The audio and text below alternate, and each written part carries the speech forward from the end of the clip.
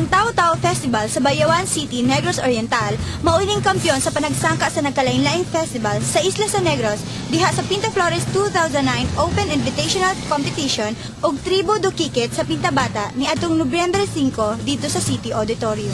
Usab sa Tao-Tao Festival ang mga minor awards sama sa Best in Street Dancing, Best in Ritual, Best in Human Flower Formation, Best in Costume, Best in Instrumentality ug Best in Choreography. Ang ilang rayna nga si Frances Claire Intola maoy gikoronahan bilang Festival Queen. Ang Sipong Festival sa Bai City, Negros Oriental maoy migawas nga first runner-up.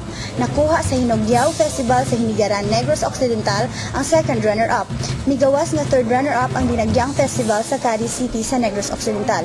Ang Ugyonan Festival sa Ibi Magalona maoy fourth runner-up o fifth runner-up ang Kalikalihan Festival sa Don Salvador Benedicto.